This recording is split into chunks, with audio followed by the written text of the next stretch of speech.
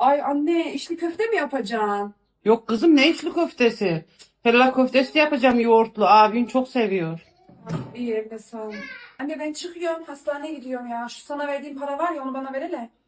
Aman kızım, ben onu abine verdiydim, haşlığı kalmamış da. Tamam. Merve, He? gel gel, sana bir sürprizim var, gel. Ne oldu? Sana bileklik aldım kızım.